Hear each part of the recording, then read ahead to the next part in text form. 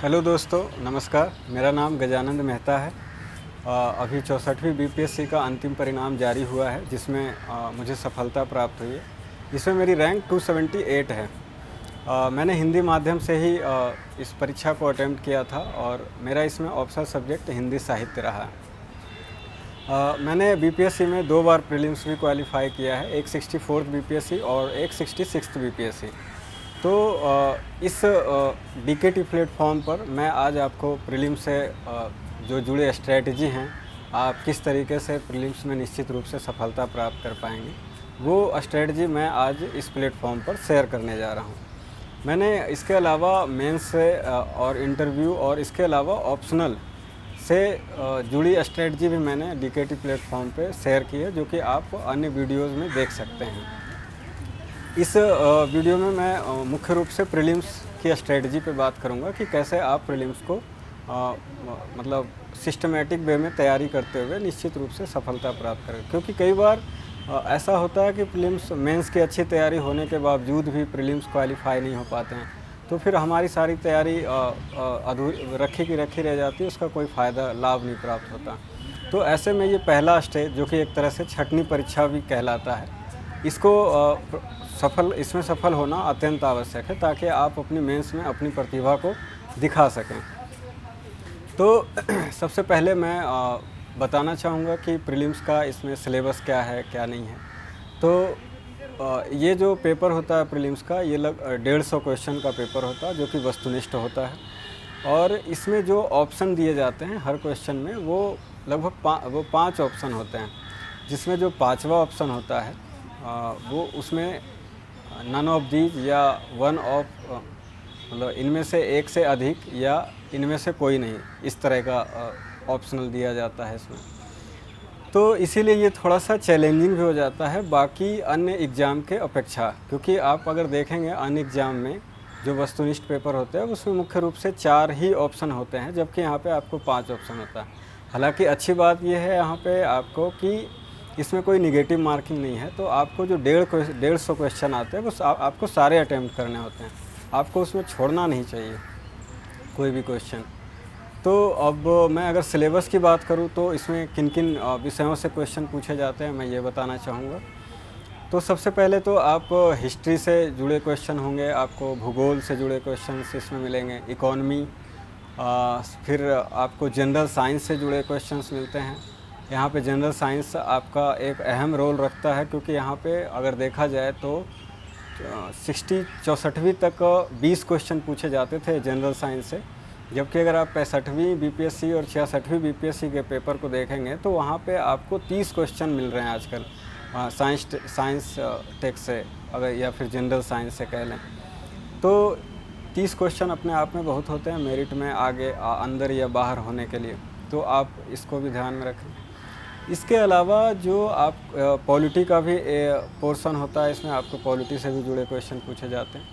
इसके साथ साथ इसमें 10 क्वेश्चन जो हैं आपके मैथ से भी होते हैं, जिसमें आपको बेसिक मैथ से जुड़े हुए सवाल पूछे जाते हैं, जो कि ज़्यादा कठिन नहीं होते हैं, पर चूँकि टाइम मैनेजमेंट को ध्यान में रखते हुए हमें सवाल हल करने होते हैं, तो इसलिए मैथ भी इम्पोर्टेंट होता है।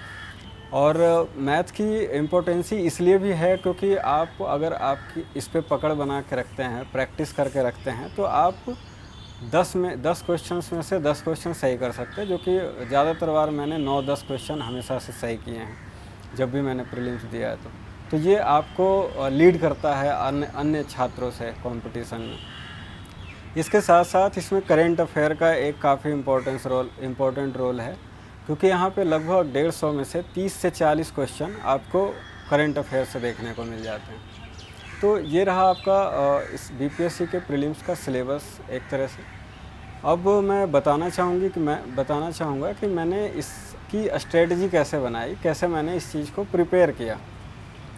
तो सबसे पहले तो सोर्स में अगर बात करूँ तो मैंने सबसे पहले एनसीईआरटीज़ को थोड़ा कवर किया शुरुआत में बेसिक नॉलेज के लिए। वो आप इसलिए भी मैं एनसीईआरटीज़ को प्रेफर करता हूँ क्योंकि ये केवल प्रीलिम्स के लिए ही फ़ायदेमंद नहीं, बल्कि आपको मेंस में भी जो बेसिक कंसेप्ट होते हैं उसको अच्छे से डील करने के लिए या इवन इंटरव्यू तक में भी आपको अच्छा रोल निभाता है एनसीईआरटी। क्योंकि उसमें कई सारे विश्लेषणात्मक बातें कंसेप्ट दिए होते हैं। तो आप एनसीईआरटीज़ को शुरुआत में, जो शुरुआत से तैयारी करने जा रहे हैं, तो उसको शुरू में ज़रूर फॉलो करें। इसके बाद आप स्टैंडर्ड बुक पे जा सकते हैं। अब अगर मैं स्टैंडर्ड बुक बात करूँ सब्जेक्ट वाइज, तो मैंने हिस्ट्री के लिए मुख्य रूप से एक प्रीलिम्स में एस.के. पांडे की एक बुक आती है आधुनिक भारत के लिए, मैंने उसको प्रेफर किया। इसके अलावा मैंने एस.के. पांडे की ही एंशिएंट इंडिया की भी एक बुक आती है, वो एक अच्छी बुक है जिसमें काफ़ी टू द पॉइंट चीज़ें दी गई हैं, फैक्ट वगैरह भी। तो उसमें आपको याद रखने में भी सहूलियत होती है, आपको अलग से नोट्स बनाने की ज़रूरत नहीं पड़ेगी। तो ये एक मुझे अच्छा बुक लगा और मैंने इसको फॉलो भी किया है। और अगर बात करूँ मैं ज्योग्राफ़ी के लिए, तो ज्योग्राफ़ी में आप चाहें तो एक दृष्टि की भी एक बुक आती है, भारत एवं विश्व का भूगोल के नाम से। वो भी अपने आप में प्रीलिम्स के लिए एक काफ़ी अच्छा बुक है, जो कि फैक्ट वगैरह सारी चीज़ें कवर करते हुए हल्के फुल्के कंसेप्ट को भी जो है वो क्लियर करते हैं। तो आपको प्रीलिम्स निकालने में, प्रीलिम्स में भूगोल के प्रश्नों को हल करने में इससे काफ़ी सुविधा मिल जाएगी। इसके अलावा भूगोल के लिए एनसीईआरटी भी 11th और 12th वाले एनसीईआरटी जो हैं वो काफ़ी इम्पोर्टेंट हैं। फिर अगर मैं पॉलिटी की बात करूं, तो पॉलिटी के लिए आपको एम लक्ष्मीकांत की बुक जो है अपने आप में पर्याप्त है। इससे बाहर क्वेश्चन जाने की गुंजाइश बहुत ही कम होती है। तो आप इसी को 2 से 3 बार पढ़ लें तो आपका जो भी फैक्ट से लेके कंसेप्ट, इवन कि आपको मेंस में भी फ़ायदा कर जाता है। तो एम लक्ष्मीकांत की बुक अच्छी है, आप इसको ज़रूर फॉलो कर लें। फिर करेंट अफेयर की अगर मैं बात करूं, तो करेंट अफेयर के लिए आप किसी मैगज़ीन को पढ़ सकते हैं, मंथली मैगज़ीन को ही फॉलो करें। और लास्ट टाइम में क्विक रिवीजन के लिए आप ईयरली मैगज़ीन जो भी आती हैं, घटना चक्र की या फिर एजुटेरिया की भी मैगज़ीन आती हैं, उसको भी आप प्रेफर कर सकते हैं। तो इस तरीके से आपका प्रीलिम्स का जो है प्रीलिम्स के लिए करेंट अफेयर तैयार हो जाएगा। इसके साथ साथ दोस्तों, मैं एक चीज़ ज़रूर आप लोगों को रिकमेंड करूँगा, मतलब ये कि आप शुरुआत से ही, जब भी आप तैयारी करने के लिए शुरुआत करें, आप न्यूज़पेपर पे ज़रूर से ज़रूर ध्यान दें। रोज़ाना न्यूज़पेपर पढ़ें, क्योंकि इससे आपका जो बेसिक से लेके बेसिक कंसेप्ट है वो आपका अच्छे से क्लियर होगा। ये चीज़ आपको मेंस में भी काम आएगा, इवन इंटरव्यू में भी काम आएगा, क्योंकि कई बार इंटरव्यू में जो क्वेश्चन होते हैं वो व्यावहारिक क्वेश्चन पूछे जाते हैं। तो आपका न्यूज़पेपर पढ़ना बहुत ही आवश्यक है। सिविल सेवा में जाने के लिए आप इस चीज़ को स्किप नहीं कर सकते हैं। तो न्यूज़पेपर पढ़ें। मैथ के लिए मैं बताना चाहूँगा कि आप percentage, average, time and work, ये सब जो कुछ टॉपिक हैं मैथ में, इनको तैयार कर लें, क्योंकि ज़्यादातर जो क्वेश्चंस होते हैं इन्हीं से जुड़े हुए होते हैं। प्रॉफिट एंड लॉस भी एक टॉपिक है जिससे ज़्यादातर बार क्वेश्चंस आते हैं। तो और सबसे बड़ी बात कि आप कोशिश करें कि ये जो 10 क्वेश्चंस आते हैं उसको 10 से 15 मिनट में डील करने की कोशिश करें। 10 क्वेश्चन को टाइम फिक्स कर के, टाइम स्टॉपर लगा के, स्टॉप वॉच का यूज करते हुए आप इसकी प्रैक्टिस कर सकते हैं। क्योंकि यहाँ पे भी आपको 2 घंटे में ही 150 क्वेश्चन को डील भी करना है, उसमें से 10 मैथ भी होगा, इसके साथ साथ 150 क्वेश्चंस के OMR भी फिल करने होंगे। तो आपके लिए टाइम स्कार्सिटी वहाँ पे ना हो, इसलिए ज़रूरी है कि आप चीज़ों को टाइम मैनेजमेंट करते हुए प्रैक्टिस करें। फिर इसके अलावा अगर आप मॉडल पेपर हल करने की कोशिश करें, सबसे पहली चीज़, क्योंकि 150 क्वेश्चन 2 घंटे में कंप्लीट आप तभी कर सकते हैं जब आप मॉडल टेस्ट को सॉल्व करें। इससे आपको आइडिया लगेगा कि मुझे कितना टाइम किस सब्जेक्ट में, किस पोर्शन में देना होता है। तो ये चीज़। अब मॉडल पेपर की बजाय एक चीज़ और मैं बताना चाहूँगा कि आप जैसे प्रीवियस ईयर क्वेश्चन है उसको ज़रूर सॉल्व करने का कोशिश करें। सबसे पहले तो बीपीएससी का जो भी पिछले प्रीलिम्स में सवाल पूछे गए हैं उनको ज़रूर हल करें, सब्जेक्ट वाइज, ज्योग्राफी या हिस्ट्री या इकोनॉमी, पॉलिटी जो भी हों। मैंने इसके लिए घटना चक्र की जो एक प्रीवियस ईयर क्वेश्चंस की कंपाइलेशन आती है, मैंने उसको फॉलो किया, खासकर पॉलिटी, ज्योग्राफी और साइंस टेक के लिए, क्योंकि एक तरह से मुझे ये लगता था कि ये मेरा वीक पोर्शन है। तो मैंने इस पे अच्छी पकड़ बनाने के लिए सारे प्रीवियस ईयर क्वेश्चन को सॉल्व किया।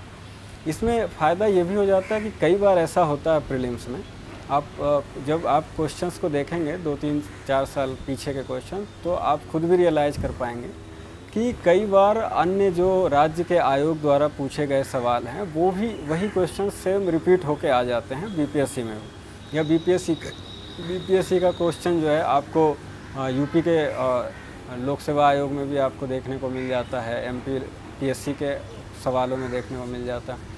तो इससे ये फ़ायदा होता है कि आपको कई सारे क्वेश्चंस ऐसे मिल जाएंगे जो आपको रिपीट होते हैं, तो ये आपके लिए अपने आप में प्लस पॉइंट होता है और साथ ही साथ आपकी प्रैक्टिस भी हो जाती है। तो आप प्रीवियस ईयर क्वेश्चंस भी सॉल्व करें। इसके साथ साथ कुछ फैक्चुअल जो चीज़ें होती हैं उसका नोट्स भी प्रिपेयर कर लें, ताकि लास्ट टाइम आपको रिवीजन करने में आसानी हो। खासकर करेंट अफेयर के नोट्स आपके अगर बने होंगे तो ये आपके लिए ही प्लस पॉइंट होगा। तो इस तरीके से अगर आप तैयारी करते हैं तो मेरा मानना है कि आप निश्चित रूप से प्रीलिम्स क्वालिफाई कर पाएंगे और आप अपनी जो है प्रतिभा मेंस और इंटरव्यू में दिखा सकते हैं और आप निश्चित रूप से अंतिम रूप से भी चयन होंगे। और इसके साथ साथ मैं आपको शुभकामनाएं देना चाहूँगा कि आप तीनों चरण की परीक्षाएं पास करके उच्च से उच्च सफलता हासिल करें। धन्यवाद।